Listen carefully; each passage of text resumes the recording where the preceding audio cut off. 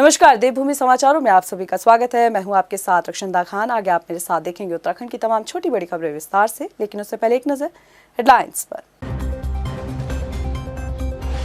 देश में कोरोना के नए वेरिएंट की दस्तक के बाद उत्तराखंड सरकार भी अलर्ट। वैक्सीनेशन के साथ एहतियात बरतने की अपील। प्रदेश में सिर्फ 26% लोगों को लगी बूस्टर डोज। सहकारिता विभाग की बैठक में सीएम धामी ने कहा, किसानों और पशुपालकों को मिले हर योजना का लाभ। प्रदेश में 50,000 पॉली हाउस बनाने का लक्ष्य। सहकारिता विभाग में 4th क्लास के पदों पर हुई धांधली के आरोपों की जांच लंबे। सीएम धामी बोले, हर भर्ती घोटाले की हो रही जांच, दोषियों को जरूर मिलेगी सजा। और प्रदेश में 25 दिसंबर के बाद मौसम में आएगा बदलाव। बारिश और बर्फबारी की संभावना। शीतलहर के चलते कई जगहों पर अलाव जलाने के निर्देश। रैन बसेरों में भी मूलभूत सुविधा पुख्ता। हेडलाइंस के बाद बुलेटिन में खबरें विस्तार से। और बात सबसे पहले करते हैं कोरोना की। कोरोना के नए वेरिएंट के बढ़ते मामलों को देखते हुए उत्तराखंड सरकार और स्वास्थ्य महकमा भी सतर्क हो गया है। कोविड की नई एसओपी जारी कर दी गई है, जिसके तहत भीड़ भाड़ वाली सभी जगहों पर मास्क पहनना अनिवार्य है। साथ ही कोविड जांच कराना भी अनिवार्य किया गया है। इसके साथ ही कोरोना पर नियंत्रण पाने के लिए धामी सरकार एहतियात के तौर पर वैक्सीनेशन अभियान में तेजी लाने का काम शुरू कर चुकी है। ये रिपोर्ट देखिए। कोरोना वायरस के नए वेरिएंट सामने आने के बाद उत्तराखंड की धामी सरकार भी अलर्ट मोड पर आ गई है। मुख्यमंत्री पुष्कर सिंह धामी ने खुद स्वास्थ्य विभाग की बैठक लेते हुए कोरोना संक्रमण पर काबू पाने को लेकर दिशा निर्देश दिए। मुख्यमंत्री के निर्देशों का असर ग्राउंड जीरो पर देखने को मिला। प्रदेश में कई जगहों पर वैक्सीनेशन कैंप लगाए गए। मुख्यमंत्री पुष्कर सिंह धामी का कहना है कि कोरोना अभी खत्म नहीं हुआ है, इसलिए कोविड पर नियंत्रण पाने के लिए जरूरी कदम उठाने जरूरी है और लोगों से भी एहतियात बरतने की अपील की जा रही है। अभी देखिए, जो जरूरी कदम है, सभी को सुरक्षा और सतर्कता दोनों अपनाने के लिए कहा है।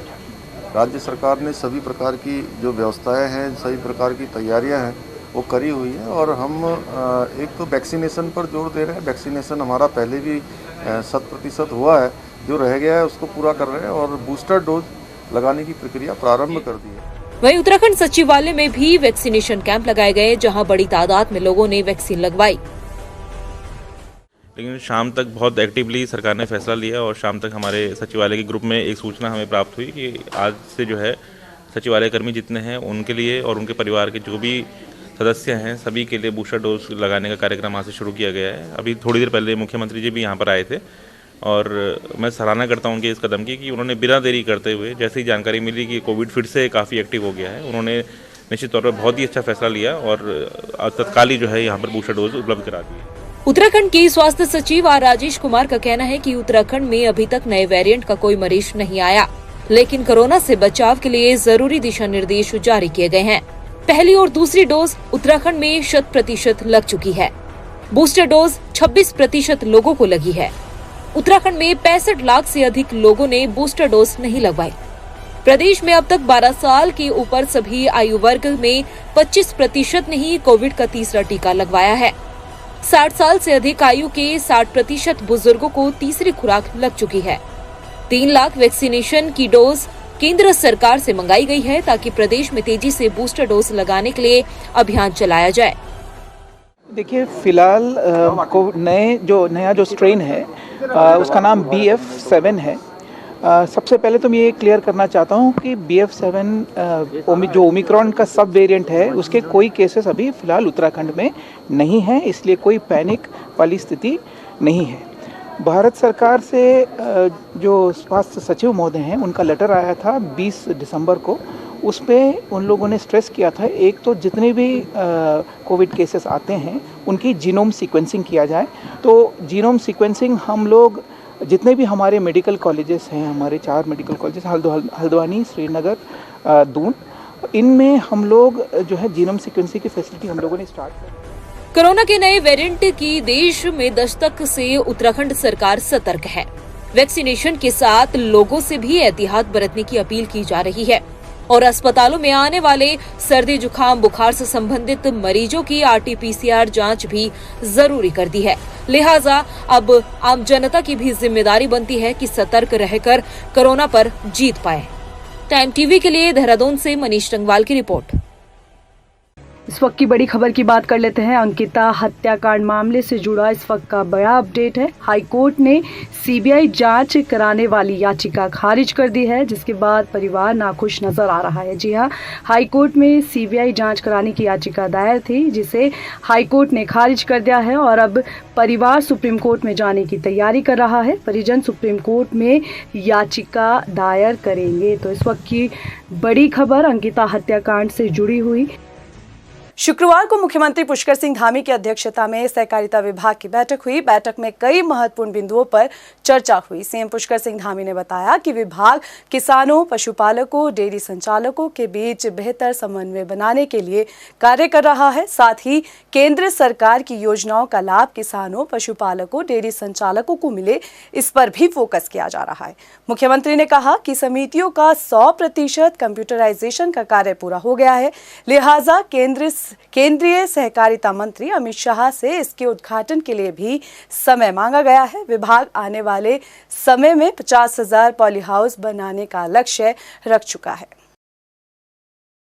सहकारिता विभाग चूँकि बहुत काफ़ी तेज़ी से किसानों के बीच में, हॉर्टिकल्चर वालों के बीच में और पशुपालन और डेयरी उद्योग और डेयरी समूह के लोगों के बीच में एक बहुत अच्छा समन्वय का काम कर रहा है। तो उसका और ज़्यादा से ज़्यादा कैसे एक नोडल के रूप में उसका उपयोग हो और जो भारत सरकार की, हमारी NCDC की जो योजनाएं हैं, जो सुविधाएं हैं, वो हमारे सीधे किसानों तक पहुँचें, उसके लिए हमने यहाँ विस्तृत वार्ता की है। एप्पल और कीवी मिशन में हम लोग तेज़ी से काम करेंगे। उसमें हमारा कोऑपरेटिव डिपार्टमेंट एक नोडल के रूप में काम करेगा। साथ ही साथ आने वाले समय में 50,000 पॉली हाउस हम बनाएंगे, क्योंकि आज किसानों का भी दिवस है। उस दिवस के अवसर पर उत्तराखंड स्वास्थ्य रोजगार सृजन कार्यक्रम के तहत मुख्यमंत्री आवास में सामुदायिक स्वास्थ्य अधिकारियों को नियुक्ति पत्र वितरण समारोह का आयोजन किया गया, जिसमें मुख्यमंत्री पुष्कर सिंह धामी और स्वास्थ्य मंत्री धन सिंह रावत की मौजूदगी में राष्ट्रीय स्वास्थ्य मिशन चिकित्सा व परिवार कल्याण विभाग द्वारा वेलनेस सेंटर में CHO को नियुक्ति पत्र दिया गया। इस दौरान सभी जिलों में वर्चुअली माध्यम से कार्यक्रम आयोजित किए गए, जहां पर प्रदेश भर में 604 CHO को नियुक्ति पत्र दिए गए हैं। प्रधानमंत्री नरेंद्र मोदी जी के आह्वान पर पूरे देश के अंदर जो ये संकल्प लिया गया है, लक्ष्य लिया गया है कि 1 वर्ष के अंदर 10 लाख नौजवानों को रोजगार से जोड़ना है, उनको रोजगार देना है। उसी क्रम में हम लोगों ने उत्तराखंड के अंदर भी इस अभियान को प्रारंभ किया है और आज हेल्थ डिपार्टमेंट में CHO 604 के आज जो प्रमाण पत्र हैं, नियुक्ति पत्र हैं, उनको प्रदान किए गए हैं और निकट भविष्य में ये क्रम हमारा लगातार चलता रहेगा। अभी मैं अगर सच बताऊँ तो ये सच में मेरे लिए बहुत बड़ा मोमेंट है और जिस तरीके से मुझे लगा था कि यार किस तरीके से हो पाएगा हमारा, हमने जिस तरीके से यहाँ पे हम देख रहे हैं कि रोज़गार का अवसर मिल नहीं रहा है, बट अब देखने को मिल रहा है कि हाँ हम भी आगे कुछ कर सकते हैं, हमें भी दूसरों के लिए कुछ करने का मौका मिल रहा है। तो उस तरीके से अगर मैं देखूँ तो जो मेरा दृष्टिकोण है वो काफ़ी बदल चुका है अब। और हाँ, मैं अपनी पूरी कोशिश करूँगा पूरी की पूरी सेवाएं प्रदान करने की, जितना भी मेरे से हो सकेगा। सहकारिता विभाग में 4th क्लास के पदों पर धांधली के आरोपों को लेकर उत्तराखंड शासन स्तर पर लंबित जांच रिपोर्ट पर अभी तक कोई कार्रवाई नहीं हुई है, जिस पर मुख्यमंत्री पुष्कर सिंह धामी का कहना है कि भर्ती धांधली कहीं पर भी हो, सरकार जांच कर रही है और जो भी भर्ती प्रक्रिया में आरोपी है उस पर कार्रवाई की जाएगी।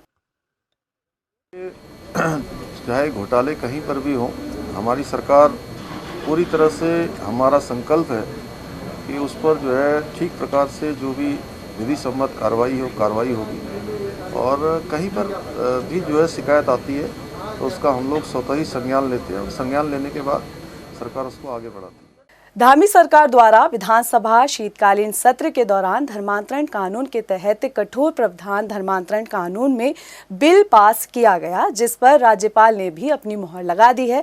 इस तरीके से उत्तराखंड धर्मांतरण को लेकर कठोर कानून बना चुका है।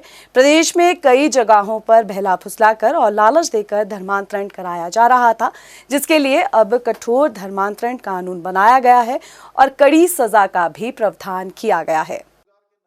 कि धर्मांतरण कानून चूँकि वो उत्तराखंड राज्य की बहुत बड़ी ज़रूरत थी और समय समय पर जिस प्रकार की जानकारियां आई हैं, जिस प्रकार से सूचनाएं प्राप्त हुई हैं कि बहुत सारे ऐसे स्थान हैं जहां पर लोगों को मालूम ही नहीं चल रहा है, उनको बहलाकर, फुसलाकर, प्रलोभन देकर, डराकर, धमकाकर, तमाम प्रकार से मनगढ़ंत बातों से लगातार धर्मांतरण का काम किया जा रहा था और ये बदस्तूर जारी था। उसको रोकने के लिए यहाँ पर एक कड़ा कानून जरूरी था, जिसको हमारी सरकार ने हमने तय किया कि उत्तराखंड के अंदर जो भी अब धर्मांतरण के मामले में कहीं भी पाया जाएगा, जो भी इस प्रकार के गलत काम करते हुए पाया जाएगा, उसके खिलाफ कड़ी कार्रवाई होगी। देहरादून के डोईवाला में थानों रायपुर मोटरमार्ग पर बने पुल की अप्रोच रोड का हिस्सा धंसने के बाद कांग्रेस लगातार सरकार पर हमलावर है। पुल की अप्रोच रोड धंसने पर कांग्रेस सरकार पर भ्रष्टाचार का आरोप लगा रही है। कांग्रेसियों ने मौके पर जाकर 8 किलोमीटर की पदयात्रा निकालते हुए सरकार पर गंभीर आरोप भी लगाए। ये जो यहाँ से लेकर और सौंग नदी तक जो पुलों का हाल है, ये किसी से छुपा हुआ नहीं है और ये इस प्रकार इन्हीं के सरकार में बने हुए पुलों का ये हाल क्यों हुआ? ये बिल्कुल क्रिस्टल क्लियर है कि भ्रष्टाचार के चलते ऐसे लोगों को काम दिए गए जो उस काम को करने के जिनके पास अनुभव नहीं थे। घोर भ्रष्टाचार हुआ और इससे अंतोगत्वा इस क्षेत्र की जनता को, देहरादून की जनता को बहुत तकलीफ झेलनी पड़ी। देहरादून की जिलाधिकारी सोनिका सिंह द्वारा शीतलहर के चलते शहर के नगर निगम व नगर निकायों में अलग अलग जगहों पर अलाव जलाने के निर्देश दिए गए हैं। जनपद के कई क्षेत्रों में स्थायी रैन बसेरों के साथ ही अस्थायी रैन बसेरे चिन्हित करने और रैन बसेरों में सभी मूलभूत सुविधा उपलब्ध कराने के लिए भी निर्देश दिए गए हैं। जिलाधिकारी के निर्देश के बाद से नगर निगम देहरादून द्वारा शहर के आईएसबीटी, निरंजनपुर मंडी, रेलवे स्टेशन, टैक्सी स्टैंड, पुराना दिल्ली बस अड्डा और घंटाघर समेत 20 स्थानों पर अलाव जलाए गए हैं। नगर निगम के द्वारा शहरी क्षेत्रों में लगातार 18 से 20 स्थानों पर अलाव जलाए जा रहे हैं, जिसके लिए कर्मचारियों की ड्यूटी भी लगा दी गई है और डेली बेसिस पर अलाव की रिपोर्ट प्राप्त करी जाती है।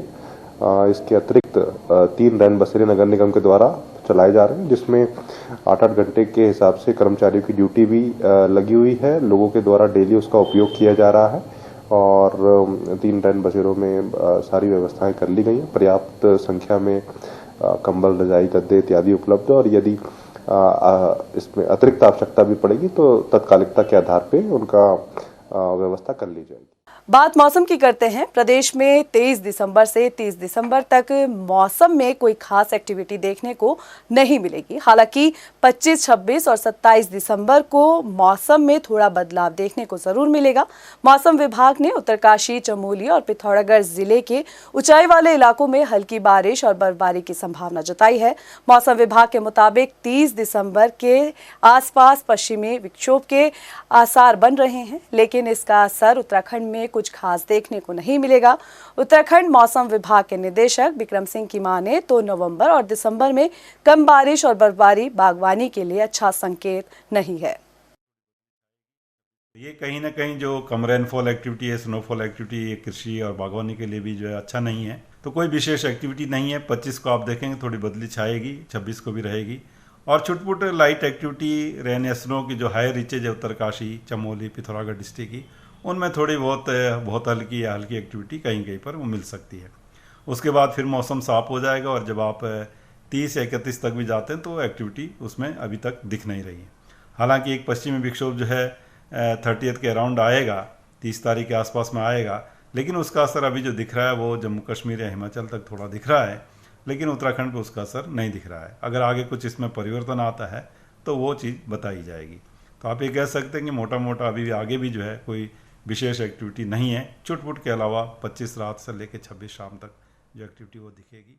उत्तराखंड की बेटी ने साइकिल से अफ्रीकी महाद्वीप की सबसे ऊंची चोटी को फतह करके नया विश्व रिकॉर्ड बनाकर पूरे विश्व में भारत को गर्व महसूस कराया है। रुद्रप्रयाग जिले की प्रीति नेगी ने 18 दिसंबर को अफ्रीकी महाद्वीप की सबसे ऊंची चोटी माउंट किलीमंजारो को साइकिल से 3 दिन में फतह कर तिरंगा फहराया और असंभव काम को संभव बना कर दिखाया है। इस रिकॉर्ड को उन्होंने शहीद माउंटेनियर एवरेस्ट सरिता कांसवा और नोमी रावत और भारतीय सेना के जाबाज सिपाही शहीद पिता को श्रद्धांजलि स्वरूप समर्पित किया है।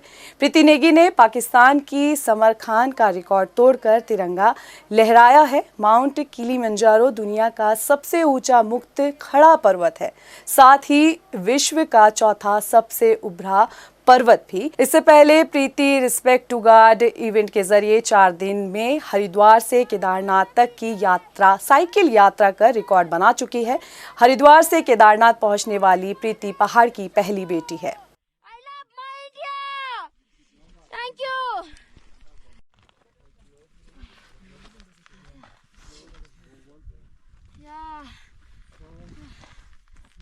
दिनेशपुर क्षेत्र की बालिकाओं ने विधायक अरविंद पांडे को नंदा गौरा देवी कन्या धन योजना का लाभ उठाने में आ रही समस्या के समाधान के लिए ज्ञापन सौंपा।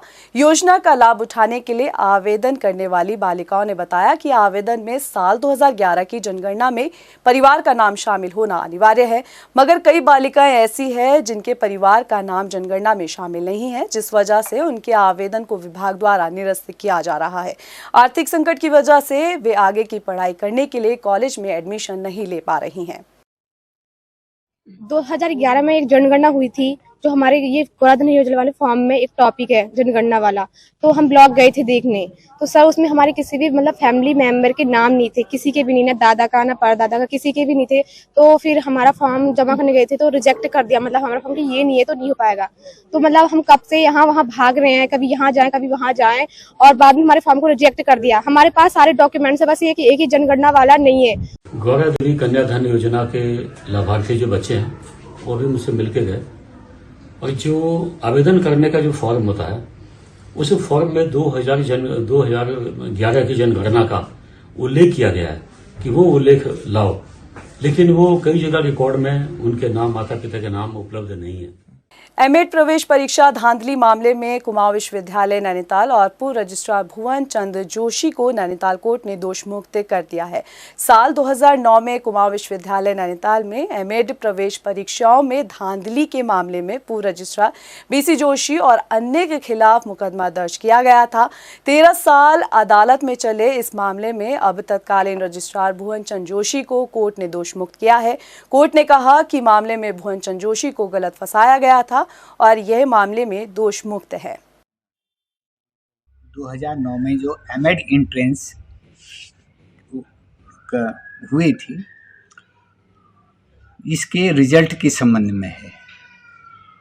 रिजल्ट के संबंध में यूनिवर्सिटी को कुछ केसेस पर डाउट हुआ। वो डाउट का कारण ये है, यूनिवर्सिटी के तत्कालीन एडमिनिस्ट्रेशन ने रिजल्ट को अच्छी तरह से चेक करके उसको पब्लिक नहीं किया। इसका नतीजा ये रहा कि इसके लिए मेरे को रिटायरमेंट के बाद दोषी करार दिया जा रहा था। कोरोना संक्रमण के 2 साल बाद 24 दिसंबर को प्रदेश के सभी विश्वविद्यालयों में छात्र संघ चुनाव हैं। चुनाव को जीतने के लिए प्रत्याशियों ने पूरी ताकत झोंक दी है। प्रत्याशियों के प्रचार प्रसार के साथ पुलिस प्रशासन भी अलर्ट मोड पर है। राजधानी देहरादून की बात की जाए तो कानून व्यवस्था बनी रहे, इसके लिए तैयारी कर ली गई है। देखिए 24 तारीख को सभी महाविद्यालयों में छात्र संघ इलेक्शन है। इसको लेकर के जो डीएवी पीजी कॉलेज है, इसमें हम लोगों ने जो इनके छात्र नेता हैं और जो नॉमिनीज़ हैं, इनको जो है बुलाया था, इनके साथ मीटिंग ली थी। इनको जो डूज एंड डोंट्स हैं उनके बारे में अवगत कराया गया है। इसके साथ ही जो इनकी छात्र संघ से रिलेटेड गतिविधियां हैं लगातार चल रही हैं, वहाँ पर फोर्स हम लोगों ने लगाया हुआ है और उनकी गतिविधियों के हिसाब से हम लोग वहाँ पर प्रॉपर डिप्लॉयमेंट कर रहे हैं। 24 दिसंबर को होने वाले छात्र संघ चुनाव को लेकर लोहाघाट में भी पुलिस प्रशासन अलर्ट मोड पर है। छात्र संघ चुनाव को लेकर एसओ मनीष खत्री ने बताया कि छात्र संघ चुनाव के मद्देनजर पुलिस ने सुरक्षा व्यवस्था को 3 सेक्टर में बांटा है। जरूरत पड़ने पर एहतियाती कदम उठाए जाएंगे। देखिए, हमारे द्वारा जो डिग्री कॉलेज के इलेक्शन है, इसको लेके जो है उस इलेक्शन वाले जो हमारा एरिया है उसको 3 सेक्टर में बांटा गया है और वहाँ पे एसआई हरीश प्रसाद को हमने जो है इलेक्शन के डिग्री कॉलेज इलेक्शन के लिए इंचार्ज नियुक्त किया है।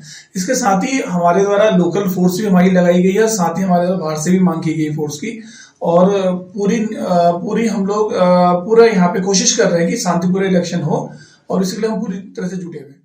शिक्षा विभाग की लाख कोशिशों के बाद भी प्रदेश में सरकारी स्कूलों की हालत जस की तस है। चंपावत जिले के बाराकोट ब्लॉक के राजकीय प्राथमिक विद्यालय में जहां बच्चों को पढ़ाने के लिए 3 शिक्षक तो मौजूद हैं, बावजूद इसके बच्चों का भविष्य भोजन माता के हाथ में है। दरअसल स्कूल में एक शिक्षक मेडिकल छुट्टी पर है, जबकि एक अन्य टीचर विशेष अवकाश पर है। जो शिक्षक स्कूल में मौजूद है वो तय समय पर नहीं आती। ऐसे में बच्चों की देखभाल भोजन माता करती है। वहीं मामला सामने आने के बाद जिला बेसिक शिक्षा अधिकारी चंदन सिंह बिष्ट ने तत्काल कार्रवाई करते हुए लापरवाही बरतने वाली प्रधानाध्यापिका माया पुनेटा का सत्रांग लाभ समाप्त करने के आदेश जारी किए हैं। राजकीय प्राथमिक विद्यालय बोतड़ी विकासखंड बाराकोट में मुझे बाराकोट से संबंधित एक वीडियो जो है मेरे पास प्राप्त हुआ। मुझे इस संबंध में जो है मैंने जो है जानकारी प्राप्त की तो राजकीय प्राथमिक विद्यालय बोतड़ी में वर्तमान में 3 शिक्षक कार्यरत हैं, जिसमें से एक शिक्षक जो है वो मेडिकल पर हैं, दूसरे शिक्षक विशेष अवकाश स्वीकृत कराकर जो है अवकाश पर हैं। रुड़की के पिरानकलिया क्षेत्र में स्वास्थ्य विभाग की टीम ने अस्पतालों का औचक निरीक्षण किया। औचक निरीक्षण के दौरान टीम ने 2 अस्पताल में खामियां मिलने पर कार्रवाई की। क्षेत्र के अन्य अस्पतालों पर टीम को नियमानुसार कार्य देखने को मिला। टीम का नेतृत्व कर रहे एसीएमओ ने बताया कि कुछ दिन पहले बेड़पुर चौक पर मौजूद एक अस्पताल में गर्भवती महिला की मौत हो गई थी। मामला सामने आया था। वहीं एक अन्य अस्पताल में अनियमितताओं की शिकायत मिली थी। साहब के निर्देशानुसार जिले में कई अनियमितता पाई जा रही है। एक मरीज की डेथ हो गई, उसमें जनरल जांच की जा रही है संयुक्त टीम के द्वारा। मैं डॉक्टर अनिल वर्मा और डॉक्टर आर के सिंह एडिशनल सीएम के द्वारा हम लोग जांच कर रहे हैं कि किस किस डॉक्टर्स के आपके पास क्या क्या सर्टिफिकेट है, कौन डॉक्टर अवेलेबल है, कौन किस पैथी में कार्य कर रहा है। हमने होली फैमिली आस्था और ये आपका फैमिली लाइफ केयर जाँच की और कबीर भी किया। इसमें से दो अस्पतालों के संतोषजनक रिपोर्ट पाई गई, जिसको हम लोग अभी उनको वार्निंग दे रहे हैं। लोहाघाट क्षेत्र से गायब हुई 17 वर्षीय नाबालिग लड़की को पुलिस ने सकुशल बरामद कर लिया और परिजनों को सौंप दिया है। पुलिस के मुताबिक नाबालिग के लापता होने की खबर 17 दिसंबर को मिली, जिसके बाद से उसे तलाश किया जा रहा था। वहीं लोहाघाट के खेती खान क्षेत्र में लापता हुए 2 14 वर्षीय लड़कों को भी लोहाघाट पुलिस ने बरामद कर लिया। दोनों नाबालिग को उनके परिजनों को सौंप दिया गया है। पुलिस के मुताबिक अभी एक नाबालिग लड़की लापता है, जिसकी तलाश के लिए हर मुमकिन कोशिश की जा रही है। एसओ खत्री ने बताया कि क्षेत्र में नाबालिग बच्चों के घरों से भागने को लेकर वो चिंतित हैं। साथ ही अभिभावकों से बच्चों की काउंसलिंग करने की भी अपील की गई है। देखिए, थाना लोहाघाट क्षेत्र के खेती खान से कल 2 नाबालिग बच्चे बालक जो हैं यहाँ से गुमशुदा हुए थे। साथ ही कुछ दिनों पूर्व एक नाबालिग बिटिया भी जो है यहाँ से गुम हो गई थी। तो हम लोगों के द्वारा त्वरित कार्रवाई करते हुए दोनों नाबालिग बच्चों को खटीमा से बरामद कर लिया गया है और जो नाबालिग पीड़ित बालिका है उसको भी हमने बरामद कर लिया गया है और इसी के साथ ही हम लोगों के द्वारा जो है उसमें अग्रिम वैधानिक कार्रवाई की जा रही है। हल्द्वानी के मुखानी पुलिस और एसओजी टीम ने बड़ी कार्रवाई करते हुए एक घर में छापा मारकर 139 ग्राम स्मैक के साथ 3 तस्करों को गिरफ्तार किया है। पकड़े गए तस्करों में से एक उत्तर प्रदेश के पीआरडी जवान भी बताया गया है। इसके अलावा घर की तलाशी में मकान मालिक के घर से तमंचा और कारतूस भी बरामद हुआ। एसपी क्राइम डॉक्टर जगदीश चंद्र ने बताया कि छापेमारी में 315 बोर का तमंचा, पंप एक्शन गन, 24 कारतूस बरामद किए गए हैं। फिलहाल गिरफ्तार सभी आरोपियों के खिलाफ कार्रवाई की जा रही है। ये मामला थाना मुखानी का है। इसमें मुखानी थानाध्यक्ष और एसओजी इंचार्ज के नेतृत्व में ये कंबाइंड कार्रवाई की गई थी। स्मैक की सूचना थी, पुलिस टीम ने दबिश दी। संतोषी माता मंदिर रोड पर मुखानी थाने में लालडाट के पास वहाँ पे एक घर में जब दबिश दी गई और तलाशी ली गई तो 3 लोगों को पकड़ा गया स्मैक के साथ। 139.22 ग्राम ये स्मैक बरामद हुई है। पौड़ी में पुलिस ने धूमाकोट और थैलीसैंड में नशे के खिलाफ कार्रवाई करते हुए 6 अभियुक्तों को गिरफ्तार किया है। धूमाकोट पुलिस ने 8 किलो गांजे के साथ 2 अभियुक्तों को गिरफ्तार किया। वहीं थैलीसैंड पुलिस ने 17 किलो गांजे के साथ 4 अभियुक्तों को हिरासत में लिया है। सभी आरोपियों के खिलाफ एनडीपीएस एक्ट के तहत कार्रवाई की गई।